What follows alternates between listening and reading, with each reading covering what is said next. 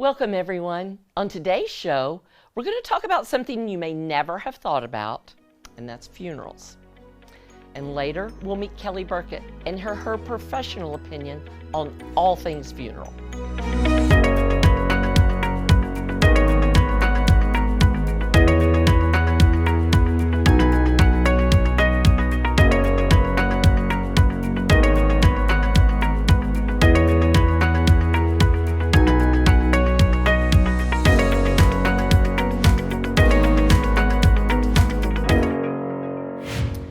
Talking about funerals makes a lot of us uncomfortable, and therefore, we avoid it. Funerals shouldn't scare us. They're not morbid. They're not horrible. They can actually be times of sharing beautiful memories, times when we come together to support each other, and a time when friends and family come together to bless each other and remember someone who has passed. Funerals can even be a time of laughter and joy. We have been with families many times when someone passes and they look at us and say, "Now what?" Scripture talks a lot about death and dying, but we aren't given instructions on how to plan a funeral. Today, we're in our safe zone and we're all healthy and we're not planning to die anytime soon. So we're going to help answer some of the now what questions for you. When we come back, we'll talk about what it looks and feels like to plan ahead. Just three women with big opinions, always with a biblical standpoint to back it up. So come on, let's talk about it.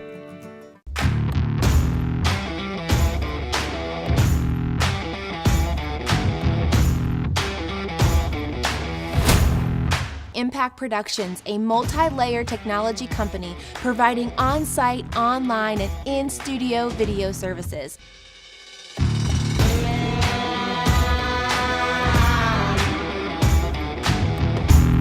Contact Impact Productions to capture your story. Okay, Kelly. Okay, Teresa. Here we go. It's not every day we talk about funerals, but we have promised our viewers that we're going to talk about the tough topics. Let's start out by sharing if any of us have done pre-planning. No. No. Nope. Now, do your families know what if you that want? counts. I did tell It my does daughter count. because I trust her to carry out my wishes more than my boys. And I Okay. did tell her in all sincerity Yeah. what I want to do. Like, how specific were you? Oh, it's very simple. It's very simple. I just want cremated. I don't want anything. I just want to go away.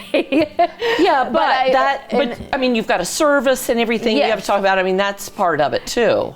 Yeah, well, that's on her. The whole point of pre-planning is it not being on her. I just don't want to put my family through unnecessary stress and grief. Okay. When my dad died, it was a 3-day affair, and it was so stressful and so heavy every day. And I was trying to be tough for my family, being the Christian in the family. I was trying to be the strong one. And when it was over, I was so emotionally exhausted. When I finally did allow myself to cry, I kid you not, I cried for like 2 weeks. I could not turn the waterworks off. So I think that was very traumatizing for me. And I just think I don't want to do that to my family. Did your dad have anything pre-planned, or did y'all have to do it? No, we all did it. I mean, he had life insurance, so it wasn't No, a but money I'm saying, problem. was his funeral actually pre-planned? No. Okay. No. Okay. Kelly? Yeah, I think maybe because of my age that I just really don't think about it.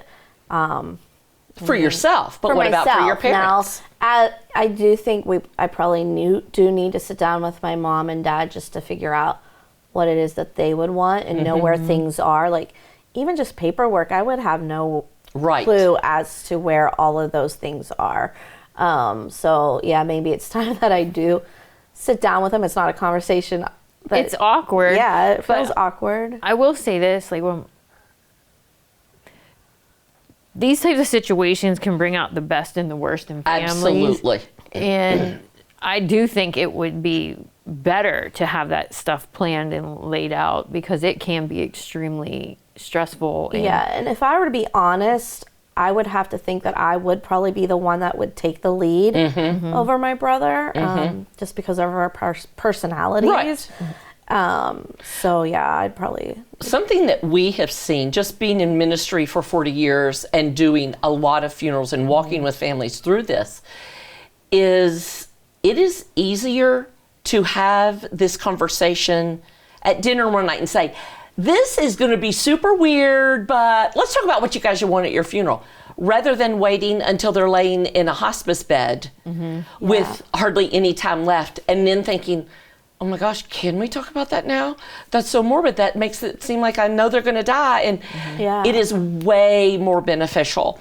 Right. And I feel like we as people don't realize how important the grieving process is and how interrupted it can be when you've got to do business. Yes. When you've got to do, when you have to go to the funeral home and you've got to find the all of the stuff, the paperwork and everything that they need, and then they're saying, who's going to pay for this? And we'll say, well, we think there's a life insurance policy somewhere, but we're not sure. Right. And oh my gosh, that interrupts the grieving process. Right. And that is unfortunate. Right. Because your mind really... Ooh. Yes. It doesn't have to be that way. Right. Doesn't have to be that way. Yeah, so sometimes you have to, I guess, have those hard... Have those hard conversations. They are hard. Absolutely. But once it's done, it's done. But like I said, do I have anything in writing? No. Okay. When I die, who knows what they're going to do with me? But I have made my wishes very clear. But yeah, like I don't know why.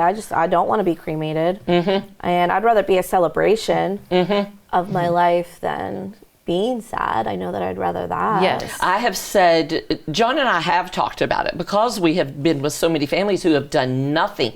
Now, we have done a little bit of pre-planning with a funeral home, but he and I know very specific. I know his wishes absolutely 100%. I know what he wants his service like, and he knows the same with me. We have actually talked about that. Maybe my parents have talked about it. Right, with each but other. you guys are the ones who need to know. Yeah. I will say, like, a celebration of life thing can be a very powerful tool to... It can. When my son, Alec, passed away, he was cremated. I was in California. I was not leaving that child there. I knew I wasn't going to live in California my whole life. I knew, and I wasn't leaving him in a graveyard in California while I'm back on the East Coast. That is really a good thought out process. It was. That is, yes. It didn't come all at once. It came like at the end, but we did have a service for him. And I remember I went to an EV Free Church, and their worship was a little lackluster, just because it wasn't like... It was subdued. Yeah. And it was just how they did things. Yeah. And I remember saying, I want the music to be upbeat. This is what I want. If you have a drum set somewhere, can you bring it and put it up on the stage? I want the drums. I want this. I want that. And they did all that I asked with the utmost excellence. And that was important, because there happened to be a Muslim imam and a Catholic priest at that service, because they worked at the prison where Johnny and I worked. They were on staff, and they came, and it was a very powerful moment. Wow. It was very powerful. So I do think, what do you honor on a life of a 6-month-old baby that was sick from day one? There's not a whole lot of life to honor there. That wasn't the point. That wasn't the point, Well, and funerals are for the living, not for the dead. Right. Yes. They're for the living. Yes. John and I have talked about it. I've said, now, I do want a little bit of crying, just cry a little bit, and then celebrate, and then eat good food, because that's what I do. Yeah. And I actually saw on Facebook or somewhere the other day somebody saying, oh, I just want somebody to have my cell phone and to text all of my friends afterwards saying, thanks for coming. Oh my gosh, that would be awesome. Okay, so that's hysterical. My co-workers and I do funeral meals around here. Yes. That has become our thing. So, and I know what goes on with that. It's a lot, right? So I tell them, oh my gosh. And I do finances here. So like, I know how much they cost. I know what it's a lot of work, but we enjoy it. That's Yes. our way of, that's our comfort thing for those families. But I said to them, if I die first, just get $5 lunches from Dairy Queen. It comes with dessert and everything. And I said, you can just get all the different kinds of $5 lunch and line them up, because I know they will, because they're very meticulous on the table, and everybody can take the one they want and grab their sundae and go sit down, and you guys don't even have to cook. So and I do mean that sincerely, Yes, because it would yes. be a hoot. I mean, Yes. it would be such a treat. But it would be you. That's right. It Yeah, would be you. yeah. And that's what our services should be. Your parents' service should be something that would honor them, but Yes. glorify God at the same time. Yeah. Yeah. I could see, for me, having my outfit picked out, like, I Sure. don't want Troy picking my clothes. Yeah. And having certain songs, because music means a lot to me. So I could see that being important to me, at least, with the funeral. Absolutely. Yeah, songs are important to me too. Yeah. Yeah. Oh, certainly. Yeah. And you may want someone reading a scripture, or you may want to. And if, say, we get a terminal illness, there are people who make videos of themselves. Yeah. And they speak directly to the people, and they have that shown at their funeral. That can be extremely meaningful, very, very meaningful. And you were talking about not a lot of sadness. I think people are very uncomfortable with sadness around funeral times, and people don't know what to say. And people can say the wrong thing. Yes. Yes. The wrong thing. For sure. I Yeah. think in that instance, sometimes less is better. Yes, if Yeah. you keep your mouth shut. Yes. Absolutely. Yeah. To say, oh, God wanted them more than you.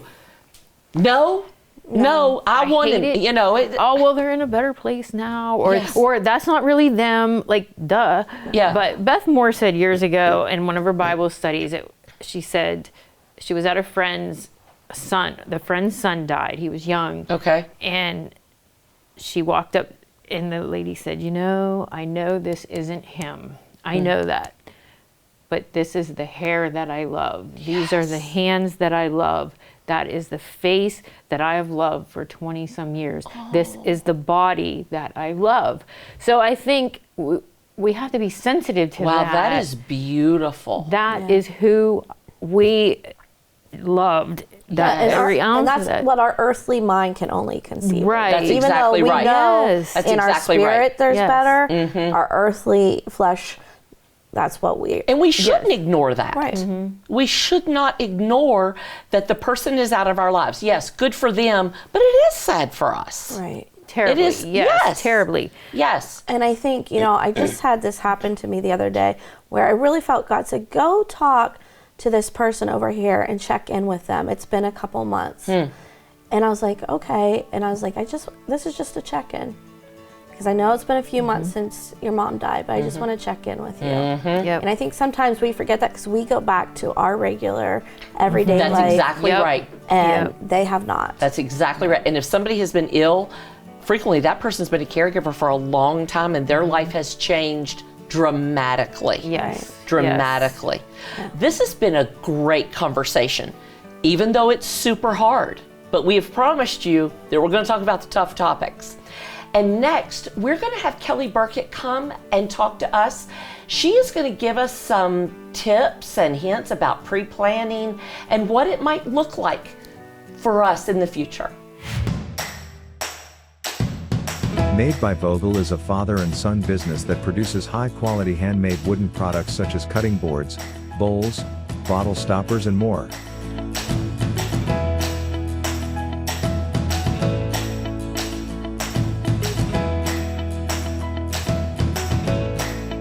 Products for sale can be found on their Etsy site or in downtown Altoona at the Clay Cup. You can't go wrong buying from Made by Vogel. This segment is brought to you by Harry's Construction, whose motto is, if you can dream it, we can create it.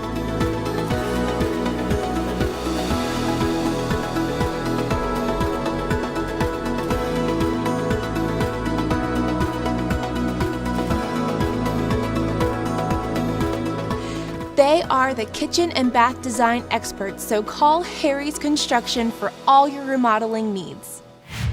We want to welcome Kelly Burkett to Let's Talk About It. Kelly, Before we start with our questions and what we're going to talk about, tell us about yourself. Well, like you said, my name's Kelly Burkett. I am a funeral director and embalmer at Mock and Yates Funeral Home in Juniata. I have been in the business about 11 years now. And do you have a family? Yes, I have a little girl. Her name's Ryan Josephine. Who is cute as a button. Ryan, that is How old so is she now? She'll be 2 December 23rd. Yes, yeah. And my husband, Jared. Okay. And 2 little golden doodles. Yes, that's right. That's right. Nittany and Cooper. Yeah. Yeah. Oh, we have a Cooper. I'm just curious, when you introduce yourself to people, what are the reactions you get? Any and all Really? reactions, yeah. What's the worst one been? Oh, really? Like, why? Which I was going to ask you why. Yeah, why? Like, nobody grows up saying, I'm going to work in a funeral home and be an embalmer. So how do you get to that? No, and I grew up, I don't have any family in the business. You don't? No. Nope. I'm Okay. first generation. My grandmother had passed away kind of when I was looking into getting into the business. And then that first year I was in mortuary school, my mother had passed away. So that kind of pushed me into it, just kind of being there to help the families. And You lost your grandmother and your mother in a short period of time. within a year. Wow. Wow. So do you think it made you feel like it was something you wanted to do to treat people's loved ones with respect and, Yeah, in Like a that way, whole, like, yeah. you know, Yes, it's such a yes. sensitive job. Because I can understand, because I've been on both sides of the desk, so I can understand where a family is coming from in certain aspects of things, and then also being on my end of things, being able to help the families, just kind of having a little bit of understanding of what they're going through during their time of need. Absolutely. So, Kelly, what is the best way to go about preparing for a funeral? Should we plan ahead? Is it something that, oh my goodness, it makes it so much easier? What do you suggest? It's definitely, it's peace of mind. It brings to the families. It definitely, pre-planning is great. It helps the family in terms of understanding what their loved ones want, whether it be like their parents, their grandparents. It's really, like I said, it's peace of mind. It has everything laid out. You understand, like, if this is what mom wanted to do, then let's follow her wishes. Okay. Maybe if John and I come into your office, we make an appointment, come to your office, and we say, okay, we're here to pre-plan. Yes. What happens? We would sit down with you. We'd get some basic information about your life. We would discuss what you're thinking of having for a service in terms of whether you want a traditional funeral with a viewing, a visitation, funeral service, burial, all of that, or if you would prefer a cremation. And even when it comes to cremation, you don't have to strictly just be cremated. You can be viewed and then cremated, which I think some families don't understand as well. So we'd pretty much, like I said, we'd sit down, get some information, discuss kind of merchandise, services. We would discuss then if you wanted to pay for your funeral, or if you had insurance, or if you're just setting this up for your children in the future so they have an idea of what you're looking at doing. It's funny, when Arlene came to me with this question, I was kind of like, I don't really think a whole lot about that in my life, so I'm not really sure where we're going with that. But as you're talking, it's like, oh, I could see, the need so that we're not leaving it in people who are mourning. Yes, yeah. So that we're making those decisions kind of prior, so that we're not putting more pressure. And that makes a huge difference for families, because when it's pre-planned, they understand that, well, this is kind of, we're following mom's wishes. This is what mom wanted to do, not, well, what if we do this and she doesn't like it? Or what if this isn't anything she ever had in mind? So it does bring a lot of peace. It makes the grief process, I think, a lot easier on families. And it's not as hard, like when you come in and sit down to us, like struggling, trying to answer our questions, finding the information that's needed to plan your funeral. And when one of our family members dies, what do you have to have? A few of the main things you're going to need, obviously, it's going to be information about the deceased themselves. So one of the big things is Social Security numbers. We'll need your Social Security number to file your death certificate. That also involves like your parents' names, like if your grandparents, if you're not sure of their names, that includes the mother's maiden name. Some families just don't know those things because they weren't ever really talked about. And then it's just basic information about your life, education, where you worked. And is that for the obituary? Some of it will be for the death certificate and some of it will be for the obituary. Oh, really? That's on the Yes. death certificate? Yes, yeah. Okay. And then who gets the death certificate? Like how long does it take it to get filed and that sort of thing? So the death certificates, everything's done online now through the state. Okay. We usually tell families it can take up to a week depending on the time of year that it happens. Sometimes they're fast, sometimes they're slow. I would say within a week you should have your death certificates back because we do our portion with that information I talked about.